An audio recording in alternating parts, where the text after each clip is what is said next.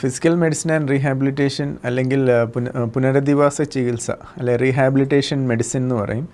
ഇത് മോഡേൺ മെഡിസിൻ്റെ ഒരു ബ്രാഞ്ചാണ്. അപ്പോൾ ഈ ഒരു ഡിപ്പാർട്ട്മെൻറ്റ് അല്ലെങ്കിൽ ഈ ഒരു മോഡേൺ മെഡിസിൻ്റെ ഈ ഒരു branch it came into being ഒരു വേൾഡ് വാറിൻ്റെ സമയത്തായിരുന്നു ഇതിൻ്റെ ഒരു പ്രാധാന്യം മുന്നിലോട്ട് വന്നത്. ആ സമയത്ത് കുറേ head injuries, spinal cord injury, amputations ഒക്കെ കുറേ ഉണ്ടായിരുന്നുകൊണ്ട് ആ സമയത്തായിരുന്നു ഈ റീഹാബിലിറ്റേഷൻ മെഡിസിൻ്റെ ഇമ്പോർട്ടൻസ് മുന്നിൽ വന്നത്. അങ്ങനത്തെ ഒരു ബ്രാഞ്ചാണ്. ഇപ്പോഴത്തെ ഒരു അവസ്ഥയിൽ കൂടുതലും head injury, road traffic accidents, stroke, spinal cord injury ഇങ്ങനത്തെ കേസസിനാണ് റീഹാബിലിറ്റേഷൻ ആവശ്യം വരിക. അതേപോലെ ആംപുറ്റേഷൻസ്, ഇപ്പം ഡയബറ്റീസ് കാരണം കുറേ പേരുടെ കാല് മുറിച്ച് കളയേണ്ട ഒരു അവസ്ഥയൊക്കെ വരുന്നുണ്ട്. അത് അങ്ങനത്തെ കേസസൊക്കെ റീഹാബിലിറ്റേഷനിലൂടെ വളരെയധികം മെച്ചപ്പെട്ട ജീവിത നിലവാരം എത്താൻ പറ്റും. ഫങ്ഷണലി ഇമ്പ്രൂവ് ചെയ്യാൻ പറ്റും, ഇൻഡിപെൻഡൻ്റായിട്ട് ഫങ്ഷൻ ചെയ്യാൻ പറ്റും, ക്വാളിറ്റി ഓഫ് ലൈഫ് ഇമ്പ്രൂവ് ചെയ്യാൻ പറ്റും. അതിനാണ് റീഹാബിലിറ്റേഷൻ മെഡിസിൻ വർക്ക് ചെയ്യുന്നത്.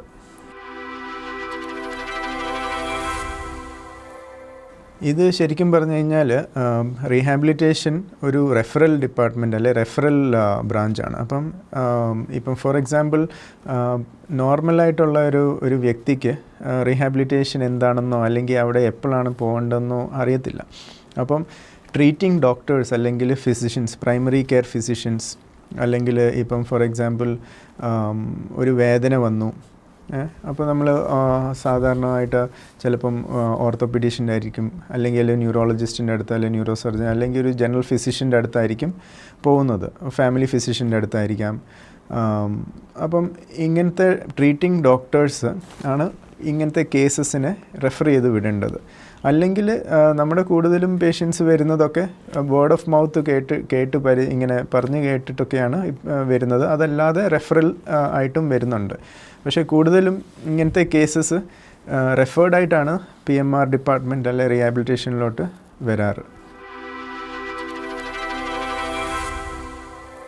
പ്രായം ചെന്നവർക്ക് കുറേ ക്രോണിക്കായിട്ടുള്ള പ്രശ്നങ്ങൾ, ഒന്ന് വേദനകൾ, ഡീജനറേറ്റീവ് ആയിട്ടുള്ള മുട്ടുവേദന, നടുവേദന, കഴുത്തുവേദന, തോളുവേദന, ഇതെല്ലാം വേദനകൾ കുറേ പേർക്കുണ്ടാവാം.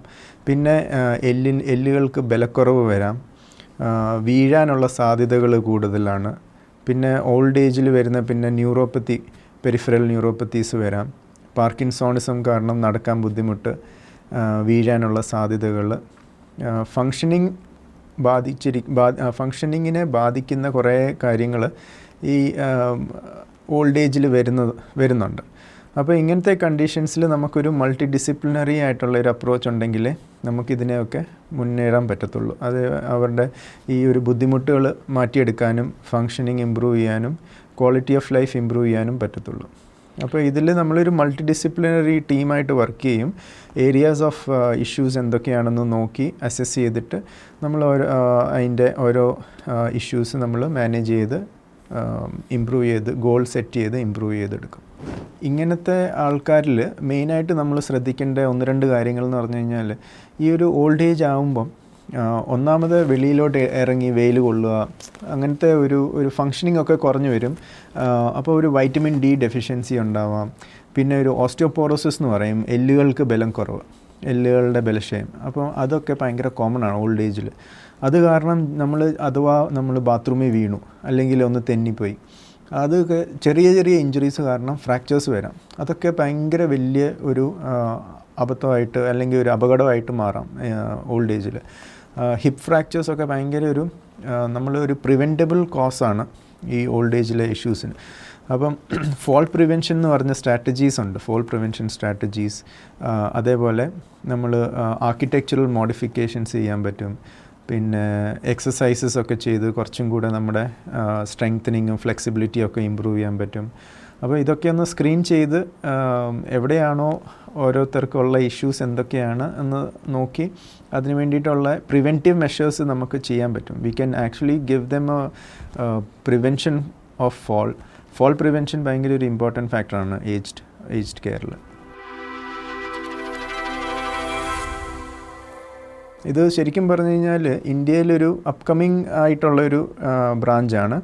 പക്ഷേ വേറെ ഡെവലപ്ഡ് കൺട്രീസിൽ ഇത് ഭയങ്കരമായിട്ട് വെൽ എസ്റ്റാബ്ലിഷ്ഡ് ആയിട്ടുള്ളൊരു സ്പെഷ്യാലിറ്റിയാണ്. ഇപ്പം ഫോർ എക്സാമ്പിൾ US-ലോ അല്ലെങ്കിൽ UK അല്ലെങ്കിൽ ഓസ്ട്രേലിയയിലൊക്കെ നോക്കിക്കഴിഞ്ഞാൽ റീഹാബിലിറ്റേഷൻ മെഡിസിൻ ഒരു സൂപ്പർ സ്പെഷ്യാലിറ്റി ബ്രാഞ്ചാണ്. അവിടെ എല്ലാ patients whoever it is, whether it's a stroke, head injury, spinal cord injury അല്ലെങ്കിൽ chronic pain, always get referred to PMR. Whereas there is a system and protocol in place for that. Whereas നാട്ടിൽ അങ്ങനത്തെ ഒരു protocol അല്ലെങ്കിൽ ഒരു system വരുന്നതേ ഉള്ളൂ. അപ്പം we are very way behind in these things compared to the western countries. പക്ഷേ I think we are moving towards that. അപ്പോൾ നമുക്ക് വേൾഡ് റീഹാബിലിറ്റേഷൻ കൗൺസിലും WHO ഒക്കെ കുറേ ഗൈഡ് ലൈൻസ് ഉണ്ട് റീഹാബിലിറ്റേഷനെ പറ്റി, how we should move forward towards reaching ഒരു 2030 world rehabilitation ഗോളൊക്കെ set ചെയ്തിട്ടുണ്ട്. അപ്പോൾ അതൊക്കെ നമുക്ക് റീച്ച് ചെയ്യാൻ വേണ്ടിയിട്ട് I think we are going towards in the right direction, but we still have a long way to go.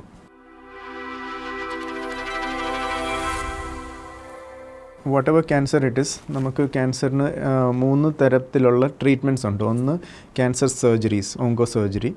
ഒന്ന് മെഡിക്കൽ ഓങ്കോളജി, മെഡിക്കലി മാനേജ് ചെയ്യുക, കീമോതെറപ്പിയും കാര്യങ്ങളും. പിന്നെ റേഡിയേഷൻ ഓങ്കോളജി, റേഡിയോതെറപ്പിയും കാര്യങ്ങളും. അപ്പം ഈ 3 കാര്യങ്ങളാണ് നമുക്ക് ക്യാൻസറിനെ പ്രൈമറി ട്രീറ്റ്മെൻറ്റ്സ് ഓഫ് ക്യാൻസർ. അപ്പോൾ ഈ ട്രീറ്റ്മെൻറ്റ്സ് എടുക്കുന്ന ആൾക്കാർക്ക് ചിലപ്പം കോംപ്ലിക്കേഷൻസ് ആയിട്ട് അല്ലെങ്കിൽ ഇഷ്യൂസ് ആയിട്ട് വേറെ കുറേ പ്രോബ്ലംസ് വരാൻ സാധ്യതകളുണ്ട്. ഫോർ എക്സാമ്പിൾ ലിംഫെഡീമ എന്ന് പറയും. ഇപ്പോൾ ഒരു ഓപ്പറേഷൻ കഴിഞ്ഞു, ഇപ്പം മാസ്റ്റെക്ടമി അല്ലെങ്കിൽ ബ്രസ്റ്റ് ക്യാൻസറിൻ്റെ ഓപ്പറേഷൻ കഴിഞ്ഞിട്ട് ആൾക്കാർക്ക് കയ്യിൽ ഭയങ്കര നീര്, അത് ലിംഫെഡീമ എന്ന് പറയും അതിന്. അപ്പം അങ്ങനത്തെ പ്രശ്നങ്ങൾ വരാം. ഷോൾഡർ പെയിൻ വരാം, അങ്ങനത്തെ കുറേ പ്രശ്നങ്ങൾ, വേദനകൾ.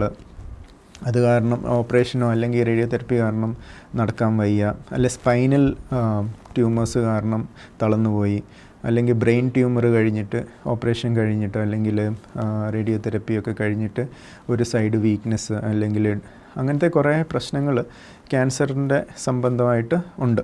അപ്പോൾ ഇതിനെയൊക്കെ നമുക്ക് എങ്ങനെയാണെന്ന് വെച്ച് കഴിഞ്ഞാൽ ഒരു മൾട്ടി ഡിസിപ്ലിനറി ടീമായിട്ട് അതിലൊരു റീഹാബിലിറ്റേഷൻ ഫിസിഷ്യൻ ഉണ്ടാവും, ഫിസിയോതെറപ്പിസ്റ്റ് ഉണ്ടാവും, occupational therapist, speech and സ്വോളോ therapist, social worker, psychologist, rehab nurse.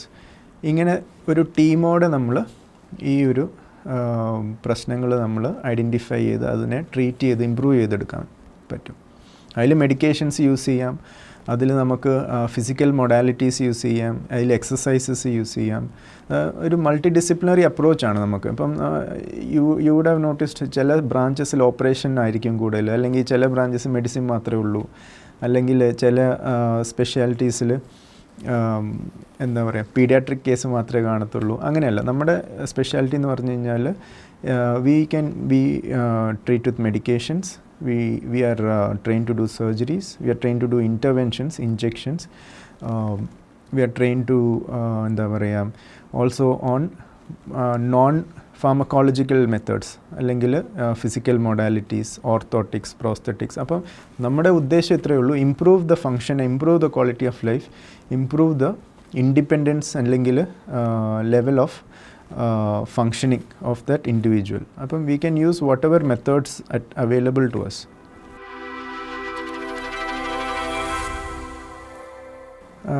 Pushpagiri Medical കോളേജിൽ physical medicine and rehabilitation department ഞാൻ സ്റ്റാർട്ട് ചെയ്തത് 3 years ബാക്ക് ആയിരുന്നു. അതിന് മുമ്പ് ഞാൻ സെൻറ്റ് ജോൺസ് മെഡിക്കൽ കോളേജ് ബാംഗ്ലൂരിലായിരുന്നു വർക്ക് ചെയ്തത്. എൻ്റെ PG ഒക്കെ ഞാൻ MD PMR ചെയ്തത് ജയ്പൂർ ഗവൺമെൻറ് മെഡിക്കൽ കോളേജിലായിരുന്നു. അപ്പം ഞാൻ പുഷ്പഗിരിയിൽ വരാൻ വന്നത് 2021 അപ്പോൾ ആ സമയത്ത് ഫിസിയോതെറപ്പി ഡിപ്പാർട്ട്മെൻ്റ് ഉണ്ട്, ഫിസിയോതെറപ്പി മാത്രമേ ഉണ്ടായിരുന്നുള്ളൂ. PMR ആയിട്ടോ അല്ലെങ്കിൽ ബാക്കിയുള്ള റീഹാബിലിറ്റേഷൻ ഡിപ്പാർട്ട്മെൻറ്റായിട്ടും ഉണ്ടായിരുന്നില്ല. അപ്പം ഞാൻ വന്നിട്ട് ഡിപ്പാർട്ട്മെൻറ്റ് സെറ്റപ്പ് ചെയ്ത് സ്റ്റാർട്ട് ചെയ്തു.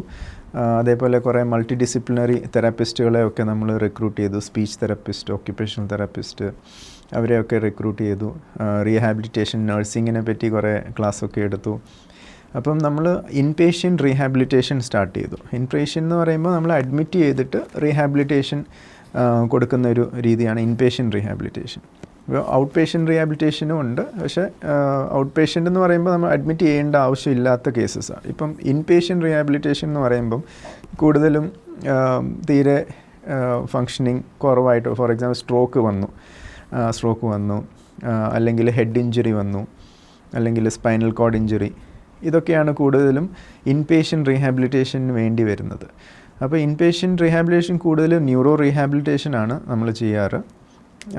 അപ്പം ഇതിൽ ഒരു മൾട്ടി ഡിസിപ്ലിനറി ടീമായിട്ട് നമ്മൾ ഇപ്പോൾ ആസ് എ റീഹാബ് ഫിസിഷ്യൻ എൻ്റെ റോൾ എന്താണെന്ന് വെച്ച് കഴിഞ്ഞാൽ പേഷ്യൻറ്റിനെ അസസ് ചെയ്തിട്ട് എന്തൊക്കെയാണ് കോംപ്ലിക്കേഷൻസ് അല്ലെങ്കിൽ ഇഷ്യൂസ് എന്ന് നോക്കി അതിനെ അഡ്രസ്സ് ചെയ്തിട്ടുള്ള medical management and also setting A goal for them.